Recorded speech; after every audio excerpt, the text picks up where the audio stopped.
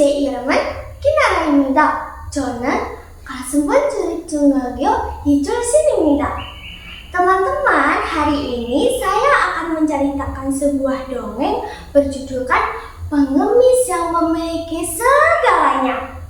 Apakah kalian penasaran? Yuk, simak ceritanya.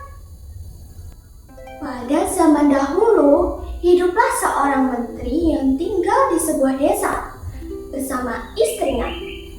Mereka dikaruniai seorang putra di usia mereka yang sudah tua. Mereka sangat menyayanginya bagaikan emas dan permata. Suatu hari, seorang biksu datang dan menemui mereka dan berkata, "Anakmu akan mati di usia muda jika dia tidak pernah merasakan hidup susah." Pasangan itu terkejut. Akhirnya, dengan terpaksa, mereka mengizinkan anaknya untuk ikut bersama biksu. "Mulai sekarang, kau bukanlah anak seorang menteri. Kau harus hidup seperti pengemis, meskipun kau memiliki segalanya. Dan sekarang, aku akan memanggilmu pengemis yang memiliki segalanya." Kini, pengemis itu tinggal bersama biksu di sebuah kuil. Kehidupan di sana sangatlah berat dan ada begitu banyak pekerjaan. Sejak pagi buta, ia sudah mulai memasak, membajak sawah di bawah terik matahari, membawa air untuk mencuci pakaian, serta mengumpulkan kayu bakar. Semua pekerjaan itu sangat sulit karena sebelumnya ia tidak pernah mengalami kesusahan. Ia pun mengeluh, "Mengapa aku harus menderita seperti ini? Ini terlalu berat. Aku tidak tahan lagi." Ia pun mulai bermalas-malasan.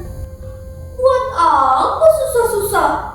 Suatu malam, malaikat maut muncul dalam mimpinya dan memarahinya. "Kau masih belum memahami arti dari kesusahan hidup. Aku datang untuk mengambil nyawamu, tapi sayangnya tidak bisa karena sang biksu melindungimu.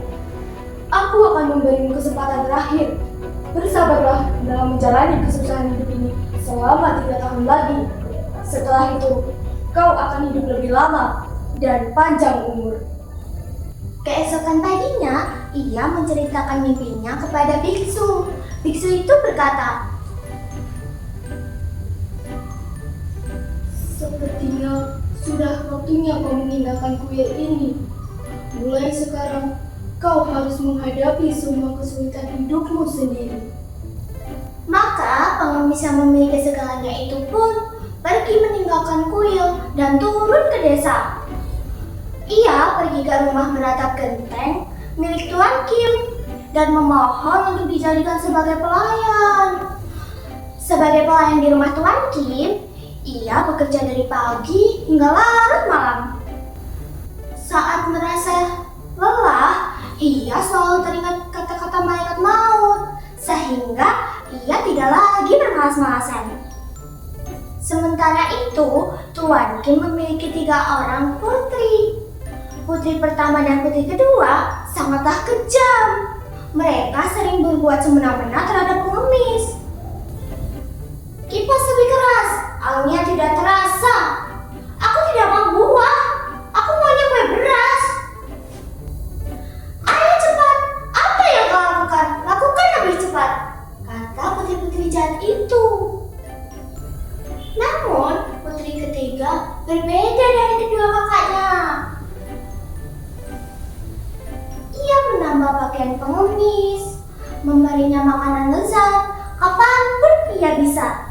Kini 3 tahun telah berlalu. Suatu hari, para putri pergi ke sebuah pesta. "Hei pengemis, berlututlah sekarang." Pengemis pun berlutut. Putri pertama menginjak punggung pengemis dengan sepatu kotornya, diikuti oleh putri kedua yang menginjak punggung pengemis dengan sangat keras.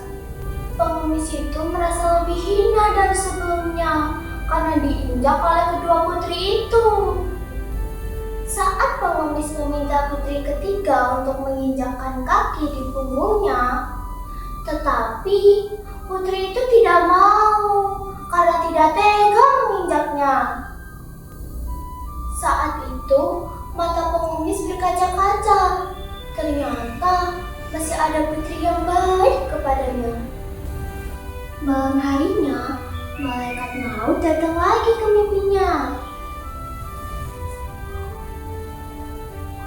Kau telah berhasil menjalani kesulitan hidup ini selama 3 tahun. Aku akan menepati janjiku dan kau akan hidup lebih lama.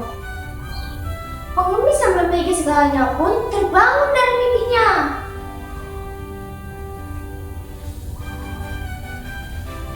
Akhirnya aku bisa pulang ke rumah. Segera, pengemis yang memiliki segalanya pergi menemui Tuan Kim, lalu menceritakan apa yang terjadi selama ini. Setelah itu, ia pulang ke rumahnya. Ya Tuhan, anakku sayang, akhirnya kau pulang. Biar kulihat putra kesayanganku. Akhirnya, pasangan menteri itu mengadakan pesta untuk merayakan kepulangan anaknya. Setelah itu, pengemis yang memiliki segalanya menikah dengan putri ketiga Tuan Kim. Lalu mereka hidup bahagia